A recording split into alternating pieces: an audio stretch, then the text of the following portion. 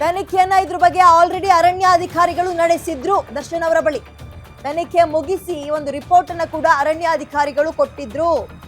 ದರ್ಶನ್ ಪತ್ನಿ ವಿಜಯಲಕ್ಷ್ಮಿ ಹೆಸರಲ್ಲಿ farm house ಇದೆಯಲ್ಲ, ಅದಕ್ಕೋಸ್ಕರ ಅವರಿಗೂ ಕೂಡ ಸಮನ್ಸ್ ಕೊಟ್ಟಿರೋದು. ಈಗ ಫಾರ್ಮ್ ಹೌಸ್ ಮ್ಯಾನೇಜರ್ ವಿರುದ್ಧವೂ ಪ್ರಕರಣ ದಾಖಲಾಗಿದೆ. ತನಿಖೆಯನ್ನ ಇದ್ರ ಬಗ್ಗೆ ಆಲ್ರೆಡಿ ಅರಣ್ಯಾಧಿಕಾರಿಗಳು ನಡೆಸಿದ್ರು. ಜೊತೆಗೆ ತನಿಖೆಯನ್ನ ಮುಗಿಸಿ ರಿಪೋರ್ಟ್ ಅನ್ನ ಕೂಡ ರೆಡಿ ಮಾಡಿಕೊಂಡು ಅದನ್ನ ಸಲ್ಲಿಕೆ ಮಾಡಿದ್ದಾರೆ.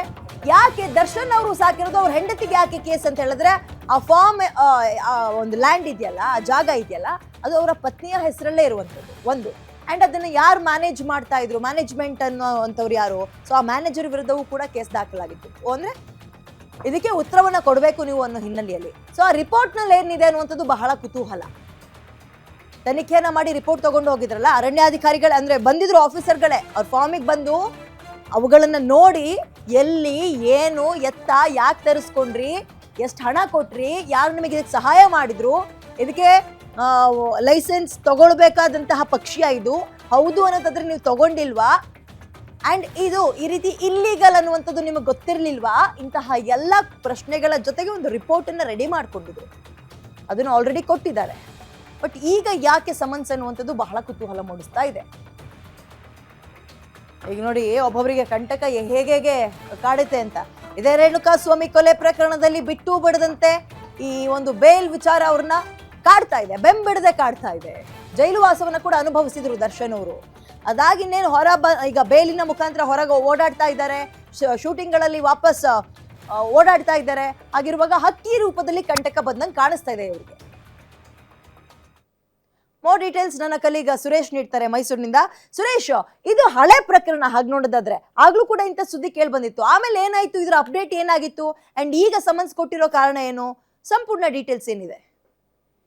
ವಿಜಯ್, ಇದು ಮೈಸೂರು ತಾಲೂಕಿನ ಕೆಂಪನಹುಂಡಿ ಗ್ರಾಮದಲ್ಲಿ ದರ್ಶನ್ ಅವರ ಫಾರ್ಮ್ ಹೌಸ್ ಇದೆ, ವಿನೀತ್ ಫಾರ್ಮ್ ಹೌಸ್ ಅಂತ ಹೇಳಿ. ದರ್ಶನ್ ಅವರು ತಗೊಂಡಿರುವಂತ ತೋಟ ಇಲ್ಲಿ ಬಾರೆಟೆಡ್ ಗೂಸ್ ಅಂತ ಹೇಳಿ ವಿದೇಶಿ ಪ್ರಭೇದದ ಹಕ್ಕಿಗಳನ್ನ 4 ಬಾತುಕೋಳಿಗಳನ್ನ ಇವರು ಸಾಕಿರ್ತಾರೆ.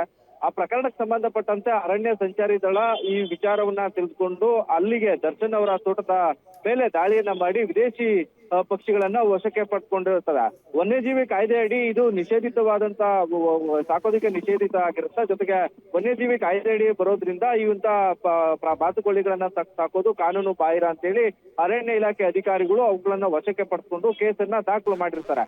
ಪ್ರಕರಣಕ್ಕೆ ಸಂಬಂಧಪಟ್ಟಂತೆ ಈ ತೋಟದ ಮ್ಯಾನೇಜರ್ ಆಗಿದ್ದಂತ ನಾಗರಾಜು ಮತ್ತೆ ತೋಟದ ಮಾಲೀಕೆಯಾಗಿರ್ತಕ್ಕಂತಹ ವಿಜಯಲಕ್ಷ್ಮಿ ಮೇಲೆ ಅಂದಿನ ಅರಣ್ಯ ಸಂಚಾರಿ ದಳದ ಪೊಲೀಸರು ಪ್ರಕರಣವನ್ನ ದಾಖಲು ಮಾಡಿಕೊಂಡು ದರ್ಶನ್ ಅವರಿಗೆ ನೋಟಿಸ್ ಅನ್ನ ಕೊಟ್ಟು ವಿಚಾರಣೆಗೆ ಹಾಜರಾಗಬೇಕು. ಜೊತೆಗೆ ಈ ವಿದೇಶಿ ಪ್ರಭೇದದ ಬಾರೆಟೆಡ್ ಗೂಸ್ ಪಕ್ಷಿಗಳನ್ನ ಸಾಕುವ ಹಿನ್ನೆಲೆ, ಜೊತೆಗೆ ಅವು ಎಲ್ಲಿಂದ ಬಂದವು ಅನ್ನೋದ್ರ ಬಗ್ಗೆ ನೀವು ಸ್ಪಷ್ಟೀಕರಣವನ್ನ ಕೊಡಬೇಕು ಅಂತೇಳಿ ಒಂದು ನೋಟಿಸ್ ಅನ್ನ ಕೊಟ್ಟಿತ್ತು.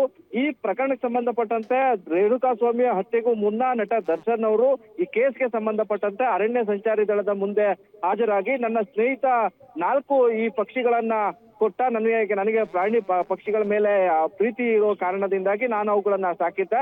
ಆದ್ರೆ ಈ ಬಾರೆಟೆಡ್ ಗೂಸ್ ಅನ್ನುವಂತಹ ಈ ಬಾತುಕೋಳಿಗಳು ಸಾಕೋದಿಕ್ಕೆ ಆಗೋದಿಲ್ಲ, ವನ್ಯಜೀವಿ ಕಾಯ್ದೆ ಅಡಿಯಲ್ಲಿ ಬರ್ತವೆ ಅಂತೇಳಿ ನನಗೆ ಗೊತ್ತಿರ್ಲಿಲ್ಲ, ನನ್ನ ಅರಿವಿಲ್ಲದೇನೆ ನಾನು ಇವುಗಳನ್ನ ಸಾಕಿದ್ದೀನಿ ಅಂತೇಳಿ ಆರಿಕೆ ಉತ್ತರವನ್ನ ನಟ ದರ್ಶನ್ ಅವರು ಅರಣ್ಯ ಸಂಚಾರಿ ದಳದ ಅಧಿಕಾರಿಗಳಿಗೆ ಈ ಒಂದು ಉತ್ತರವನ್ನ ಕೊಟ್ಟಿದ್ರು. ಈ ಕೇಸ್ಗೆ ಸಂಬಂಧಪಟ್ಟಂತೆ FIR ಅನ್ನ ದಾಖಲು ಮಾಡಿಕೊಂಡು ಚಾರ್ಜ್ ಶೀಟ್ ಅನ್ನ ಸಲ್ಲಿಸಿದಂತ ಈ ಅರಣ್ಯ ಸಂಚಾರಿ ದಳದ ಪೊಲೀಸರು ಈ ಒಂದು ಕೇಸನ್ನ ಇದೀಗ ಕೈಗೆತ್ಕೊಂಡಿದ್ದಾರೆ.